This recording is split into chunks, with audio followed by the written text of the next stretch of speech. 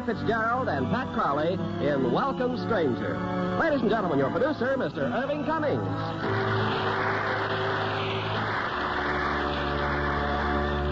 Greetings from Hollywood, ladies and gentlemen. As our fellow citizens take to the open road this summer, they will be greeted in every town and village along the way with the friendly words, Welcome Stranger. But in tonight's whimsical comedy, our young doctor discovers he is anything but welcome in the small community he has been invited to join. And we have a wonderful trio of stars in this enchanting Paramount screen hit. Cary Grant, Barry Fitzgerald, and Pat Crowley. Now, Act One of Welcome Stranger, starring Cary Grant as Dr. Jim Pearson, Barry Fitzgerald as Dr. McRory, and Pat Crowley as Trudy Mason.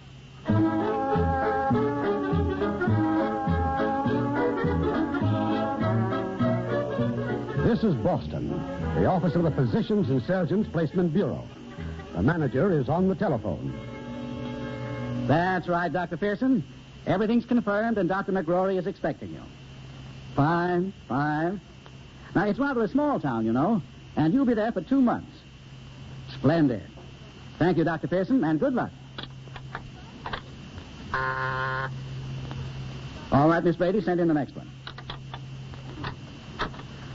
Good afternoon. Good afternoon. I'm Dr. McRory from Broadbridge. We've been having some correspondence about the physician to take me place. Well, this is quite a coincidence. I've just been speaking with him. Oh, have you now? Well, now, as I told you, I'd like a mature man of substance and experience. I've been gone for 2 months, you understand. My first vacation in 30 years. You don't have to worry, Dr. McRory. It's all been settled. Fine. When can I see him? As soon as you get back to Fallbridge. He's leaving right away. Right away? Okay, sir, do you suppose for a moment that I'd place the health of the community in the hands of a man I'd never set eyes on? What do you suppose I came to Boston for? There's no need for concern, Doctor. We send out only qualified physicians. Besides, your letter was a definite authorization. Binding, you mean? Exactly. Oh, well, let's hope the man knows his business. What's his name? Pearson. James Pearson. Now, if you care to look at his credentials... No, I've barely time to catch me train. Thank you for your trouble. Pearson, huh? James Pearson. Have a good vacation, Doctor. Yes, I will. Go on fishing, you know.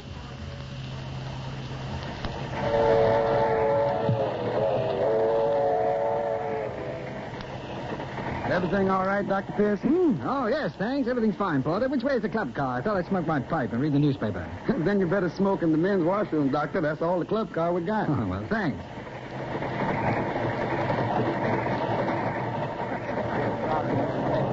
Good evening, gentlemen. I hope you don't mind if I push in here. Sorry, young man. There doesn't seem to be any room. Oh, no, I think I can squeeze in here, don't you? Now, if you could just move over a little bit. Oh, that's very nice. Thank you. What's this? Young man. Well, I'm sorry. I didn't mean to sit on your package. I suppose you paid for a ticket and you're entitled to sit down, but you're not entitled to sit on my packages and read me newspaper. What, you mean this newspaper? If you don't mind. Well, you're welcome to any part of it, but it just happens that I am the legal owner of this pillar of truth. Oh, are you now? I bought that paper in the station. Mm-hmm. Which section of it would you like? I'm offering you part of my paper. You can have the back part. Here, I'll let you have the front part. Indeed. Well, I'm not thanking you because you're doing me no favor. It's my... Your newspaper? Yes. And I'm giving it to you. One of these days, young man, you'll discover that being stubborn will get you very little thanks. Excuse me. Now, could that be your newspaper? The one you're sitting on? Huh? No, who put it there? Now, what were you saying about being stubborn? I'll thank you to let me read the newspaper in peace. Fine. You read my paper, and I'll read yours.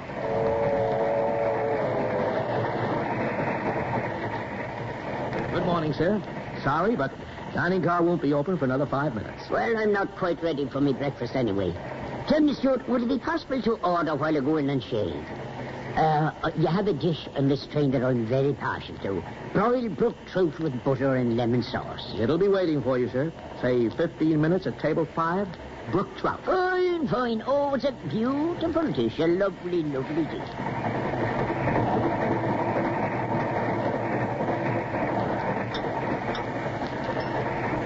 Anyone sitting here, waiter? Table 5, sit right down, sir. The broiled brook trout for you, sir. Brook trout, huh? Well, it sounds pretty good. You pushing the trout this morning? Oh, no, sir. This is the very last order. Well, bring it in.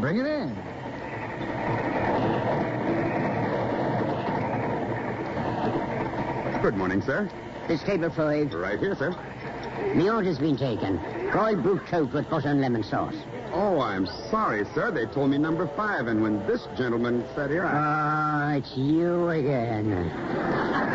Yeah, I'm afraid it is. I'm also afraid I've been devouring your trout. I'll tell you not to talk to me. Wait, you'll bring me another trout. I'm sorry, sir, but there aren't any more. What, no more trout? No, sir. If you don't mind finishing this, I've really only made a small dent in it. Go on, take it. Wait, you may bring me some oatmeal. Young man, you must bear me a terrible, vicious hate. For me? Oh, I don't hate anyone. Well, I do. I hate blatherskates. I detest and abominate them. Praise heaven, I'll soon be home and free of your unwelcome presence forever. Now, is there anything else of mine that you covet? Oh, come now. Be reasonable. The back of me hand.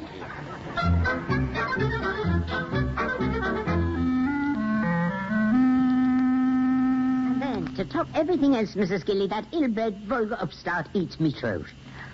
Oh, I'm glad to be home. Mrs. Gilly, are you sure there's been no message from that Dr. Pearson? Dr. McGrory, for goodness sake, I've told you a dozen times, no message. Yeah, I see. Here, the door, Mrs. Gilly. That could be Dr. Pearson now. Send him in, Mrs. Gilly. I'll be in the office. How do you do? I'm Dr. Pearson. Oh, come in, Doctor. Come right in. Are you Mrs. McCrory? Heaven forbid. It's enough that I do is cooking and tidying. Is here, Doctor? It's Dr. Pearson. Fine. Bring him in. Just down the hall. Well, this is a pleasure.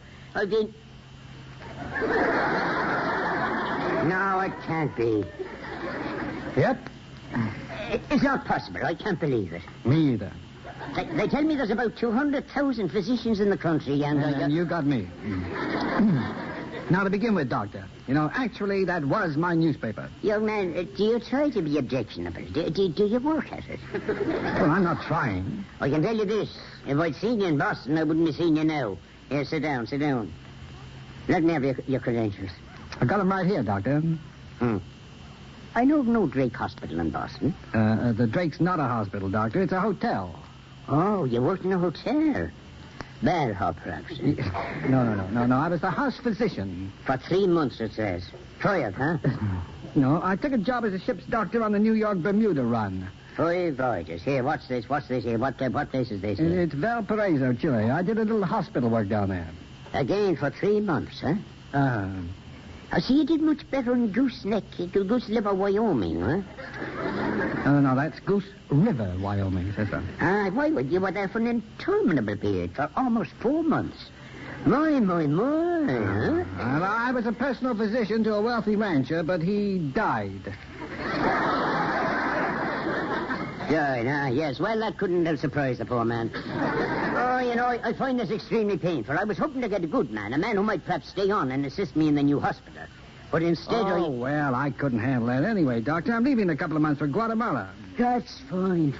You wouldn't think of leaving any sooner, like right now, for instance. Oh, now, you've got nothing to worry about. I'm really quite capable. Well, listen, I wouldn't trust you with me dead dog. I find nothing to recommend you. Even your accent, the way you speak, it's disturbing to New England ears. Mm-hmm. Where did you acquire your Yankee accent, Doctor? Now, don't change the subject. I suppose you've got the agreement, the letter I signed. Well, of course. And you regard it as binding. Well, naturally. Mrs. Gilly, show this gentleman to his room. Oh, Trudy's here, Doctor. She's brought your new sweater. Oh, my new sweater. Oh, fine. Come in, Trudy. Come in. Now, take off your jacket, Doctor, and we'll try it on. That's an elegant garment, Trudy. Just elegant. And so sweet of you to bring it over. Well, if it fits, I'll finish it up tonight. Oh, I see the new doctor's here. Oh, I want to tell you about that young man. In words of one syllable, he's a complete incompetent. Really? The man's not a doctor. He's a hobo. Never been in one place for more than 3 months. And he's arrogant about Well, it. it sounds dreadful. You'll just have to get somebody else. No, I can't. I made an agreement. I'm bound in honor. Besides, he has it in writing. Dear, this'll never do. Exactly. No, I'm talking about the sweater. Look at it. It comes halfway down to your knees. Nonsense. It's just grand. But it doesn't fit you at all. Why don't you pay him off? Well, that's my precise intention, Tootie. But if I do, I can't get away for a vacation. Well, then it's out of the question. Oh, the sweater, it's awful. No, it isn't awful at all. It's just roomy, you know. I like to have my sweaters roomy. May I come in? Well? Say, Doctor, did you notice if I left my... Oh, that's nice. That thing you're wearing. Oh, that's very attractive. What is it? What? It's very obviously a sweater. What, just one? No, he's right, Dr. McRory. It's hopeless. Miss Mason, Dr. Pearson. She's the school teacher. Oh, I'm delighted to meet you. How do you do? I'll talk to you later, Pearson. We're busy. I see. I'm being dismissed, huh? I should be brought up on charges of malpractice, Miss Mason. I ate Dr. McCrory's fish. That'll be just about enough, young man. You see, Trudy, that's what they call doctors nowadays. Excuse me. Dr. Pearson, Yes, Miss Mason. may I see you alone for a moment? Oh, I think that's an excellent idea.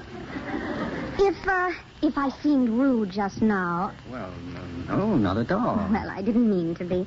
I understand you've done a lot of traveling. Yes, considerable. Don't you think, Doctor, after all the things you've done, Fallbridge is going to be very dull? It's such a little town. You don't like me, do you? Well, I hadn't thought much about it. Do most people? Like me? Oh, reasonable percentage. It's going to get awfully cold here soon. We have very severe winters here in Maine. Well, there's a chill in the air right now. What I mean is, well, I honestly think that Dr. McRory would release you if you wanted to leave. Really? Yes. Well, now, that's very nice of you to take such an interest in me.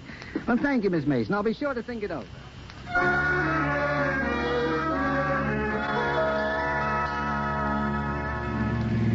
I still say it's downright nonsense, Dr. Pearson. You're going away so sudden-like after just 2 days. Yeah, well, I did plan to stay a little longer, Mrs. Gilly, but I'm sure Dr. McCrory will be delighted to find I'm gone. The old fool. Who are you trying to kid? Well, the whole town will be pleased. Seems the word about me has got around. 2 days. That's the shortest run I've had anywhere. Hey, incidentally, are we on the wrong road? Seems to me we're clear out in the country. I said I'd drive you to the bus depot, and I will. Only first, I'm taking you to see Doc McRory. And there he is, sitting beside that creek over there. What? Why, that old phony. I thought you said he was out on an urgent pneumonia case. Well, that's what he told me. Well, how'd you know he was out here? Fishing poles and boats don't cure pneumonia. Take your time, Doctor. The bus don't leave till 4 o'clock. Hey! Huh? Hey, how's Mrs. Hickey coming along? Huh? Mrs. Hickey's pneumonia. Oh, it's much better, much better. I'm glad to hear that. Young man, are you spying on me? I just came to tell you I was leaving. Ah, you know. Well, that's right. No, what you mean is not for a couple of weeks, eh? The next bus. Pearson, I'm an honest man. I'll not pretend I'm going to miss you. But it'll be greatly obliged if you'll stay on for a fortnight when I have a good doctor coming over from Augusta. Roy Chesley recommends him very highly. Who's Roy Chesley? Who's Roy Chesley? Well, I'll tell you who he is. His father owns half the town, and Roy's president of the Bank Chamber of Commerce. He owns the town drugstore, and he's going to marry Trudy Mason. Uh-huh. That's who Ray Chesley is. Oh, and this doctor's a friend of Chesley. Here, Dr. Jens from Augusta. He'll come as soon as he can. I thought you told me you never hire a man again without seeing him first. Well, yes, I did, but Jenks could be nothing but an improvement. Well, fine. Let's start the improvement right now. Yeah. Goodbye, doctor. No, wait. Wait. No. What for? Be reasonable. I want to start my vacation tomorrow. No. I know, I'm not asking you to handle many difficult cases. If anything serious comes up before Dr. Jensen arrives, Dr. Wheaton will come over from Venterville. Nothing doing. The 4 o'clock bus. Goodbye. Hey, look, I'll give you a cash bonus if you stay. Say $10. You said 20. Did I? Why don't we make it 15, huh? You forget it. The town doesn't like me, and I don't like the town. Say, you catch any fish this morning? Now, what's more, you scared away every fish for miles around. We fished it properly. Young man, I've been fishing this sea for 35 years. Go on here. Look at this equipment you're using and the side of the float. I never fish with a float. I like to get the hook deep down into the fish's living room, down where the money is. And get the line out like this, way out there where the ripples are. There we are. Now, stand by for action. Well, that's very interesting, huh? You'll stay for a couple of weeks, eh? I told you no. There, you see? You see how simple it is? Here, take the rod. Take over quick. Look at the sight of him. Look at him jump. I've never seen such a beast in this stream. Well, stop pulling. Give him the line. Let him play with it. Get out of me way. Give me some You're room. going to pull it right out of his mouth. No, anyone can get a bite. Go for it. The real skill is bringing them in. And I happen to pride myself on a particular aptitude for that. Well, He got away. well, me too. So long, Doctor. 4 o'clock bus, huh? Well, all right. I'll tell you what I'll do. I'll make a bargain with you. Now, I don't think I can stay a fortnight, but I'll tell you what I'll do. Yeah. I'll stick it out for a couple of weeks. The man's a lunatic. What's that? I said I'm obliged, Dr. Pearson. Very much obliged to you.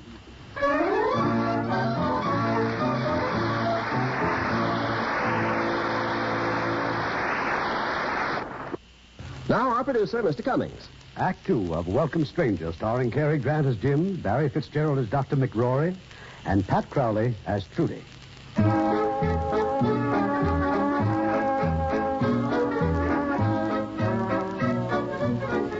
Well, a couple of days have gone by. And while a stranger in town, Dr. Pearson is hardly any more welcome than before. Old Dr. McRory, at long last, is ready to leave on his vacation. You haven't forgotten your ticket, I hope. You asked me that twice, Mrs. Gilly. It's in my wallet. Now, where the blue blazes is Pearson? I'll wait just 2 more minutes. 2 minutes. Oh, the blather skies. He knows I'm leaving. Now, don't get yourself overheated. You haven't been feeling too well, you know. And how could I feel well? Are you still here? I thought you left long ago. And how could I leave without giving you me instructions? Oh, but you did. If anybody gets sick, I'm to send for a doctor. Exactly. Dr. Wheaton will come over on all serious cases. And you remain here in Forbridge until Dr. Jenks arrives. Roy Chesley's friend. Oh, Dr. Jenks. Splendid. You'll see that Mrs. Sims takes the calcium tablets for her chilblains. Calcium tablets, 3 times daily. Oh, and don't forget Mathewson's carbuncle. It's about ready for lancing. Check. And, oh, yes, you might drop in on Mrs. Crelly. Her baby's about due. Oh, you think I'm capable of delivering a baby? Frankly, no. But I wouldn't worry. I wouldn't worry about Mrs. Crelly. She's had 10. She'll tell you. She'll tell you what to do. Well, goodbye, Mrs. Gilly. And I'll go with you in the taxi. You can drop me off at the baby's day. Now, remember, Pearson, no surgery. No. You better take these. Now, what might they be? Your train tickets. I'll thank you to mind your own business. I bid you goodbye.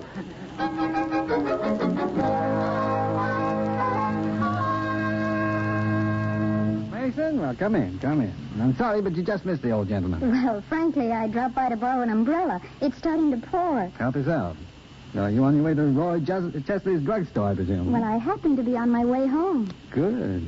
You know, I can't make up my mind which Chesley I dislike more, Roy or his father. Oh? I guess Roy. He's a shade more obnoxious, wouldn't you say? Dr. Pearson, in case you're trying to be funny, Roy and I are engaged to be married. Oh, that's ridiculous. How can a girl like you... Dr. Pearson, help. Well, what is it? Dr. McRory. But after we dropped off Mrs. Gilly, we no more than turned the corner when he starts moaning and groaning and... Oh, my stomach. Pains in my stomach.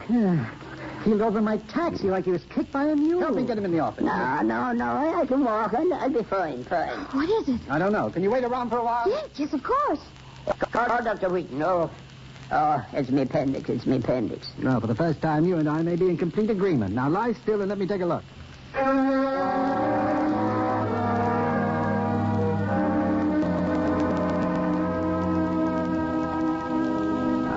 Pearson, go away. Somewhere, go away. Just let me alone. Will you please keep that thermometer in your mouth? Yeah, what's my blood count? Or is that too difficult for you to determine? None of your business, but you've got appendicitis, all right. Temperature of 103. Oh, 30 years I waited for me vacation. 30 years. Yeah, that appendix will have to come out, and you know it. Dr. Pearson. Oh, come in, Trudy. Well, I just called Dr. Wheaton, but he's out on a confinement case. He's not expected back until late tonight. See, we can't wait, Dr. McCrory. It's my appendix, and I'm going to wait. I'm a very sick man, Pearson, but my mind's clear. I'd as soon call in Sweeney the butcher. Now, let's start being sensible, shall we? I know you don't have any confidence in me, but there isn't any other choice. Your pulse is 108. Trudy, girl, there's a Dr. Blodgett over there in Millbrook. But that's almost 100 miles. Dr. McRory, please. No. It's got to be done now. I warn you, if you operate against me, will you go to prison for manslaughter?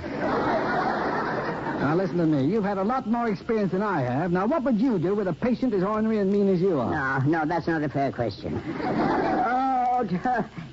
Pearson, have you ever operated before? Certainly I've operated. Trudy, you'll have to help me. What did you say? I'll need help. Well, if I have to. Dr. Pearson? All right, I'm through resisting.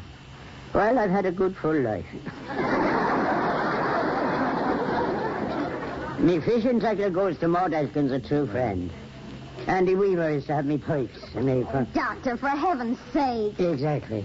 Now, write it down as I tell you. Well, I'm sorry, Doctor, but Miss Mason will have to postpone her legal work. I need a nurse. Me house goes to Mrs. Gilly, and me savings to you two, the end of the county orphans. Pearson, you're a witness. Oh, go on. You'll be pole vaulting in 3 weeks. Even with a competent surgeon, 10% of peritonitis cases are lost. Well, you needn't worry. I've already lost my 10%. What's this stuff? Ether? No, you don't. I want a local anesthetic. Can't you be reasonable? I'd like to give you a spinal if I had someone here to watch your blood pressure. I said a local. Oh, for goodness. How can you be so sick and so stubborn at the same time? Believe me, Pearson, you'll be grateful to me for my supervision and comments. I've had a lot of experience. Well, I've had a little myself. A local, if you don't mind.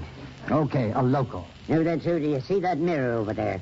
Now put it on the stand so we can see what's going on. You want to what? The exact intentions. Now get on with it, Pearson. Shuffle me off to meet me maker.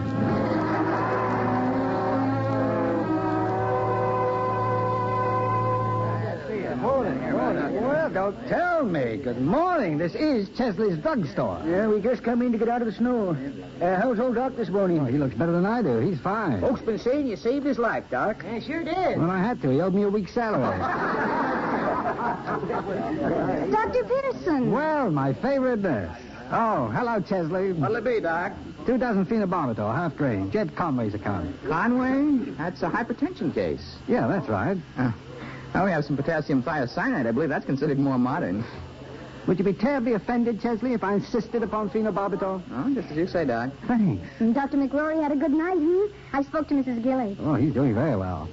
Quite an experience for you, wasn't it? Well, you were wonderful. Well, thanks. So are you. Of course, Dr. Pearson knows that an appendectomy is probably the simplest of all operations. Roy. Well, he's right. Yes, a phenobarbital. Thanks. I don't suppose you'd care to go along on the sleigh ride tonight, Doctor? Sleigh ride, huh? Oh, yes. Mrs. Gilly sold me a ticket. Oh, but I imagine you're much too busy to go. That's exactly what I told Mrs. Gilly. But I think I just might make that sleigh ride after all. I'll see you both tonight, huh? Oh, now, really, must you be so rude? Who was being rude? All I said was... Chesley's Pharmacy. Jenks, you all set? I sure will. In person at the Elktown station. That's swell. 8 o'clock tonight, right. That was Dr. Jenks. He's coming in tonight. The new doctor? Uh-huh. But if you're meeting him in Elktown tonight, won't we miss the sleigh ride? Oh, you go right ahead. I'll meet the sleigh in Bentonville at church supper, and we'll have the ride back home together, huh? Okay? Well, okay. I'll see you later, Roy.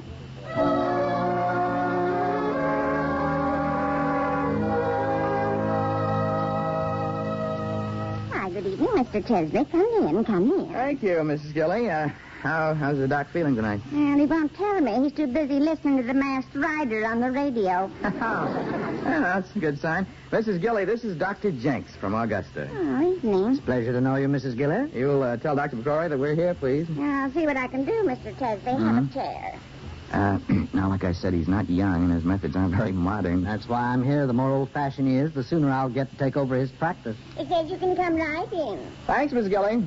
Right. Ha-ha, you're just the fellow I want to see. Well, Doc, I want you to meet my old friend, Dr. Jenks. How are you, Doctor? Satisfactory, thank you. Yeah, everything's set, Doc. Jenks is moving into that little cottage, that Dad owns across the street, and he's all ready to take over. Take over? Take over what? Why, your practice, Doctor, until you're able to... Young man, I hope you haven't traveled far, because I have no opening for you. No opening. But you asked him to come here. Oh, no, you asked him. I'm very sorry, but I have a most excellent man with me now, and I see no reason for change. Thank you.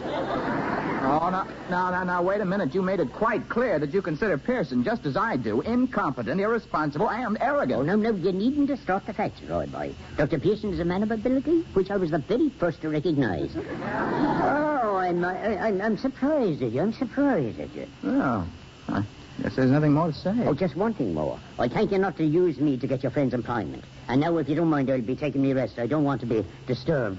I won't forget this, Doctor. No, see that you don't. Goodbye, Jenks.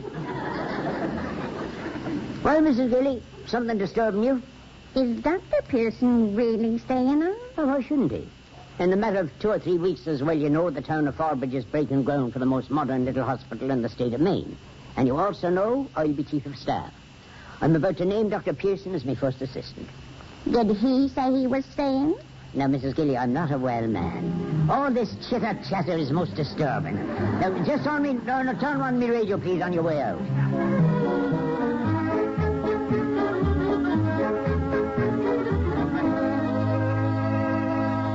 May I come in? Yeah, come in. Well, you had a good time at the sleigh ride, huh? Yeah, it was quite an experience. Trudy was there. Yep. Without Roy Chesley. Uh-huh. Ah, there's a fine girl. A great pity she's thrown herself away on a lummox like Chesley. Don't you think so, huh? Yeah, he is a little on the stuffy side. Well, your pulse is good. Yeah, take Trudy home? As a matter of fact, she's here. She's phoning Roy. I was to meet her in Bentonville, but he didn't show up. Mrs. Gilly just mentioned that he stopped by with Dr. Jenks. Oh, that blatherskate. A most incompetent young man, and so rude. He went away. Yeah, now, wait a minute.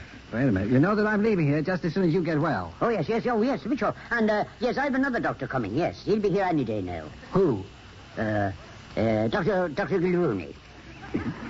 What's his first name? What's that? What's his first name? What's his first name? Peter. Peter Michael Gilrooney, M.D. Oh, very nice young man. But far from your equal, me boy. Well, naturally. Well, of course, if you change your mind, you know. No. Anyway, you'll be up and around in a week or so, back on the job as usual, all by yourself. Yes, I'll be myself. Ah, James, how those words describe me entire life. I'd like you to see something. This book. It's me old photograph album. I've been lying here looking at it and thinking and... Old pictures, huh? Here, look at this one. A lovely young lady, isn't she? Huh? Beautiful. Ah, I was very fond of her. So very fond, and she, of course, she was fond of me, too. Now, what happened? Oh, you know, just a young doctor just starting out, not too bright. And while I was making up my mind, she married someone else. And now I'm a lonely old man. Jim, don't make the mistake I made, or you'll be lonely, too. Trudy has a very high opinion of you. Yeah, well, I'm leaving the end of the week, and right now I'm taking your temperature. Oh, listen, don't think for a minute that I was thinking that anything I said... Close your mouth, please. Maybe I won't want to... Close, please. Well, hello. How's our patient? Oh, no change. Health fine, disposition terrible. Dr. Pearson, telephone. Oh, excuse me. Anybody I know? No, I doubt it. Trudy, sit down. Yes, Doctor? You know, it'll be a sad day for Fallbridge when that young man leaves. Oh, great ability. And it's too bad that he... Well, what's too bad? No, not for me to violate the confidence, Trudy. No, still... No, I can't. You know you're going to tell me, Doctor, so... All right, then, perhaps I should. Trudy, Dr. Pearson is most unhappy. What about? About your engagement to Roy. Did he say so? More than that, he says you're engaged to a stuffy young man. Oh? And that's why he's going away. He's not happy, Trudy. He's not happy. He doesn't show it, you know, but he... Well, the population of East Fallbridge is about to increase. And Mrs. Channock. Ah, Edie Channock. A fine, healthy girl. Her first, you know. Well, how do I get out there? Well, if you go, let's say, I know you never find your way there. No, not on these roads at night. I'll drive you there myself, Jim. Hand me me girl there. You? Don't be ridiculous. Jim, that baby's waiting for us. Oh, no, lie down, Doctor. I'll take Dr. Pearson. I know where the house is. Oh, that's very sweet of you. Come on, we better hurry.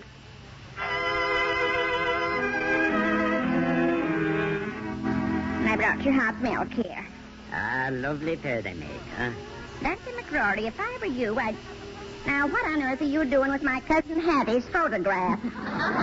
And my album, my photograph album. Oh, well, you see, there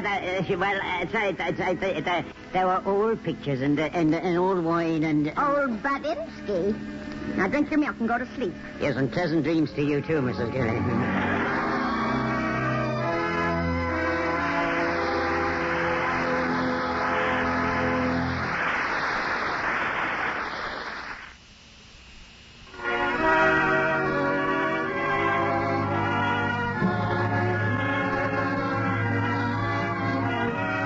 Rises on Act 3 of Welcome Stranger, starring Cary Grant as Jim, Barry Fitzgerald as Dr. McRory, and Pat Crowley as Trudy.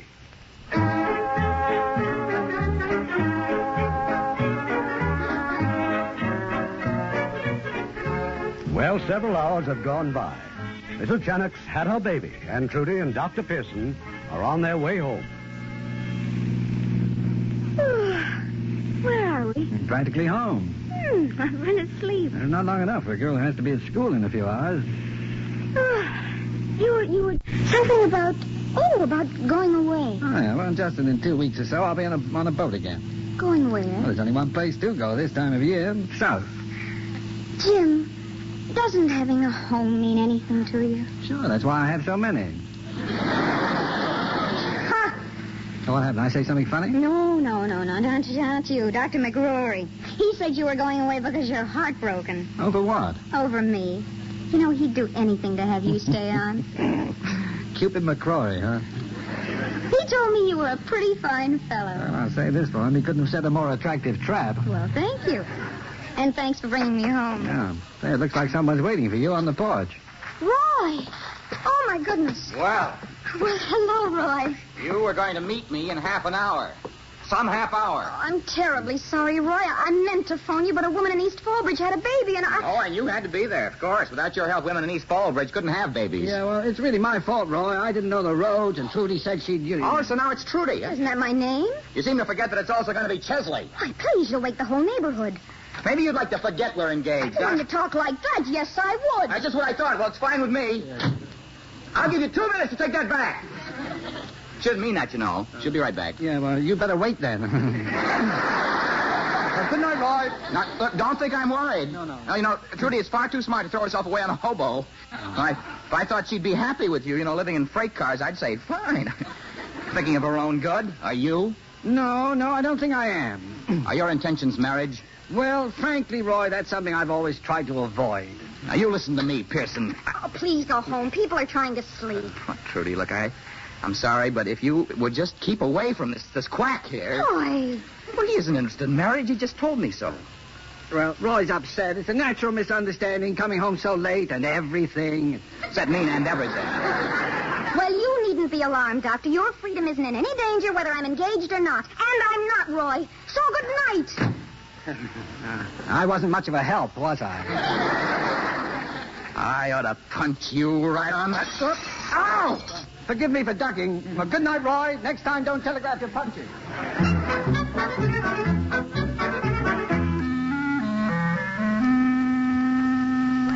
Well, just in time for breakfast.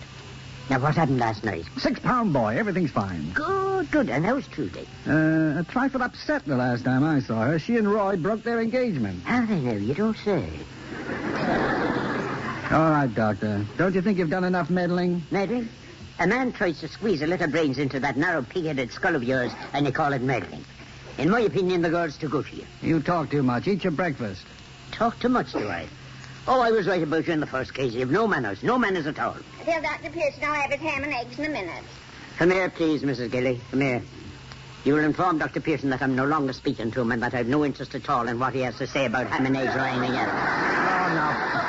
Now, look, if I really offended you... I'd much rather he didn't speak to me either. Mrs. Gilly, will you remind Dr. McCrory that I agreed to remain here until he's able to resume his practice, and I'll keep my word. Please inform Dr. Pearson that he'll not get 1 penny salary after today. Oh, tell him yourself. I'm busy frying eggs. Oh, come in. Just passing by, Mrs. Gilly. Thought I might as well drop off your groceries. And just set them down, Nat. Thanks. That's you, Doc. How you feeling? Oh, remarkable, considering who the surgeon was. I see you got a new neighbor across the street, Dr. Jinks. Jinx? Who? Who'd you say? Dr. Jinks, Roy's friend, moved in last night, Doc. Just visiting, no doubt. Oh, looks like a long visit, Doc. He's putting up a shingle right now. Oh, the man's an idiot. Oh, he'll never last. No one's going to take your place in this town. Well, other doctors will come here, lasted a month at the longest. Yes, well, this fellow won't last 3 weeks. 3 weeks, you think, huh? You still mad at me? Now, whatever gave you such a silly impression? Sit down, finish your breakfast. Jim, when are you going to be leaving here? How's Saturday afternoon? You think you'll be strong enough by then? I'm strong enough right now. Jim, there's a meeting Saturday noon. I'd like you to come along. Meeting? Yeah, the board of directors of the new hospital. As you know, I'm to have complete charge of the place as soon as it's finished. Thanks. I'd like very much to attend, Dr. McCrory. Make close friends. Call me Joe.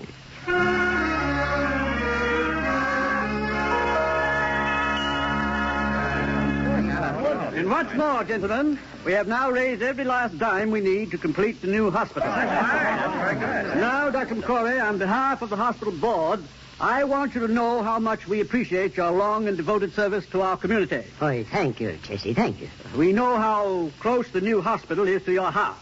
It is. Well, it's close to our hearts, too. Therefore, we feel that a doctor with more modern methods, new ideas... What's that? Doc, times have changed. You mean you don't want me to run the hospital? Well, we feel that a younger man like Dr. Jenks... well, we haven't exactly voted yet, Doc, but... Dear, excuse me, I'll be leaving. Come around, Jim. Now, Joe, wait. Mr. Chesley, may I say something? You a member of this board, Pearson? If I were, I'd be ashamed to admit it. Now, it seems to me there's some pretty short memories around here. Dr. McCrory's guarded the health of this town for 35 years. He knows more about medicine than Dr. Jenks, or whatever his name is, and I will ever get out of books. Now, listen, Pearson, you know, there are new methods, new discoveries. Yes, you're right, Roy, but no one has discovered a substitute for skill or wisdom, or for practical experience or goodness of heart. No, it isn't that we don't think highly of Doc. Besides, there's nothing really definite. We got to vote on it. Now, hold on there, boys. We all decided to... Look, excuse me, Dad, but if Dr. McCrory is the better man, there is a way to find out. A written examination conducted by the Medical Society. That suit you, Dr. Jenks? Oh, of course. That seems more than fair to me. Well, surely Dr. McCrory couldn't object to a written examination now, could he? Of course he could. I shouldn't have to remind any of you that Dr. McCrory hasn't written an examination paper in almost 40 years. Now, nobody's knocking the old doc, but we want to do the progressive thing. And I think the examination idea is real progressive. All in favor, say aye. Aye. No. 6-2. It's carried. Let's go, Jim.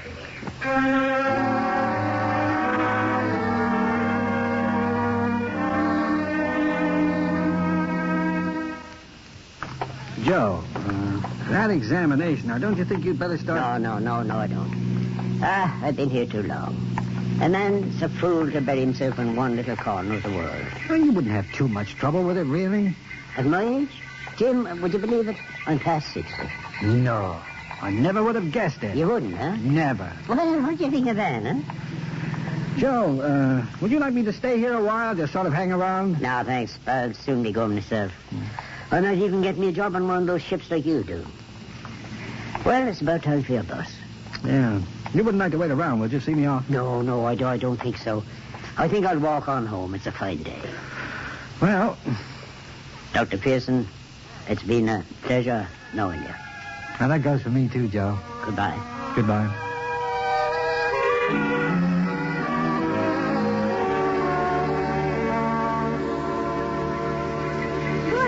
Good afternoon, Doctor. Waiting for the bus, I was just about to call you to say goodbye, Trudy. Oh, but goodbyes aren't pleasant. And you generally manage to avoid things that aren't pleasant. That's right, whenever I can. Well, it's wonderful having a little world all of your own, isn't it? If your friends have problems, that's their misfortune. You just get on a little boat and your whole world is snug and cozy again. No. Wait a minute, teacher. Have you any idea what that hospital means to Dr. McCrory? Have you the vaguest notion what losing it is going to do to him? Now, aren't you confusing me with the Chesleys? I didn't take that job away from Joe McCrory, and my staying here won't give it back to him. And you could help him prepare for that examination. Well, he'd never take that examination, not with his pride. Pride? A hospital is the dream of his life, and you talk about pride. If you urged him to take it, he'd take it. And if you coached him, he'd pass. But no, it's much more pleasant in Guatemala. Well, here's your bus. Have fun, Doctor. It's been nice knowing you.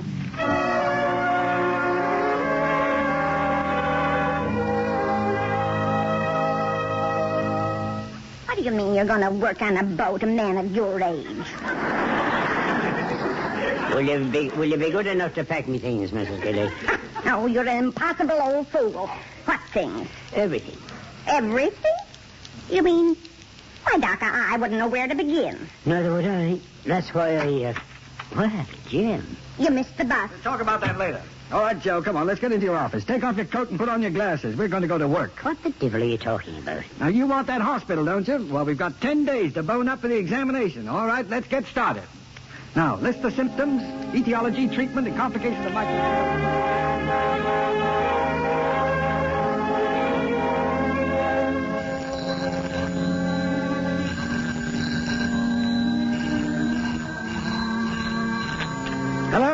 This is Roy Chesley. Chesley. Where's Dr. Jenks? Oh, he's around here somewhere, Roy. He's just finished the examination. Oh, Dr. McCrory is taking a little more time, but if you care to place a small wager on who's going to win, I'll Look, be Pearson, this is serious. You tell Jenks to get over to the schoolhouse right away. 4 boys have just been taken deathly ill. You get Jenks over here.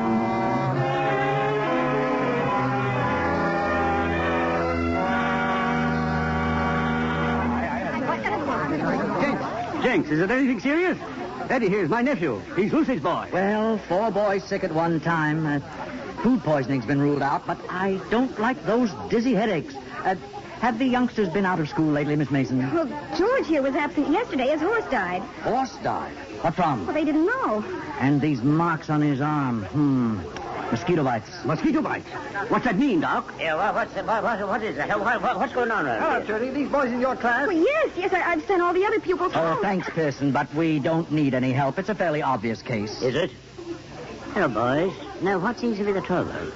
There. You see? They can't even talk. They just lie there, all green and sick and moaning. And Dr. Jenks... It's not a common disease, Dr. McCrory. I don't believe you'd know about it. But if I'm not mistaken, these 4 boys have contracted equine encephalitis. Oh, no.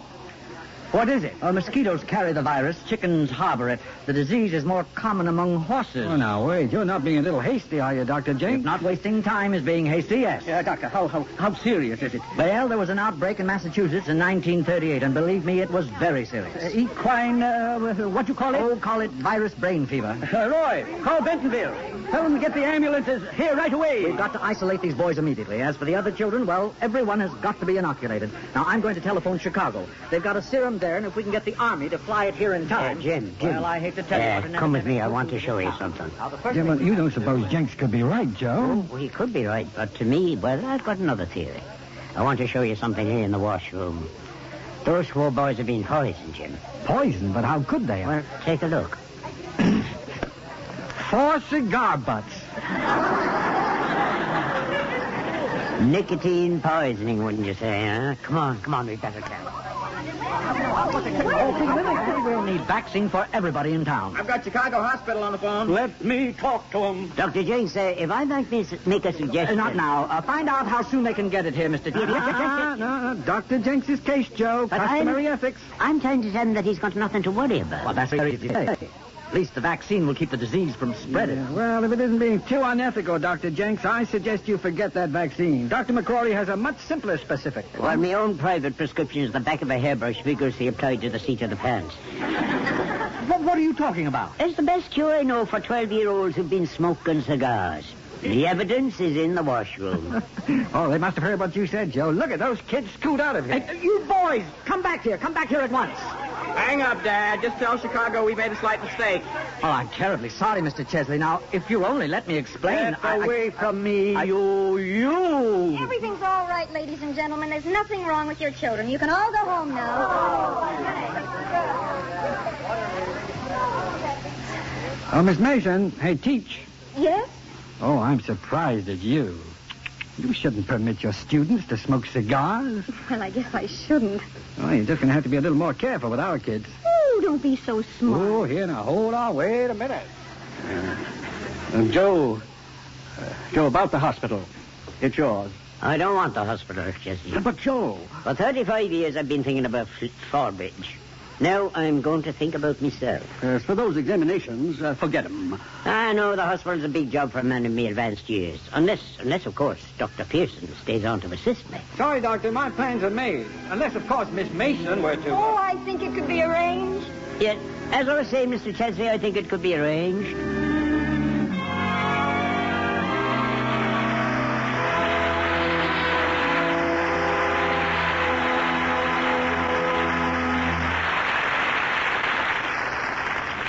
In a moment, our stars will return. And our thanks for a delightful evening to Cary Grant, Barry Fitzgerald, and Pat Crowley.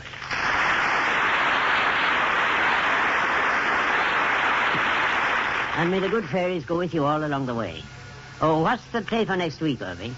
I'm happy to say that again we have a wonderful trio. A trio of stars, 2 handsome gentlemen and a lovely lady. We will present them in a suspenseful drama from Warner Brothers. The unforgettable Strangers on a Train. The stars, that excellent actor, Robert Cummings, gorgeous Virginia Mayo, and one of our finest artists, Dana Andrews. Oh, I wouldn't miss it. Good night. Good night. Good night, and you're always welcome.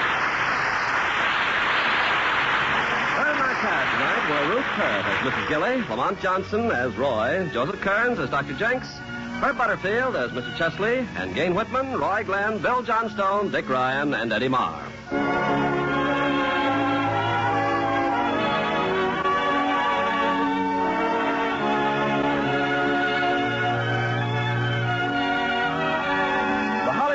Theater is produced by Mr. Irving Cummings. Our orchestra is under the direction of Rudy Schrager. This is Ken Carpenter inviting you to join us next week at this same time for another presentation of the Hollywood Radio Theater. Hollywood Radio Theater is a presentation of the United States Armed Forces Radio and Television Service.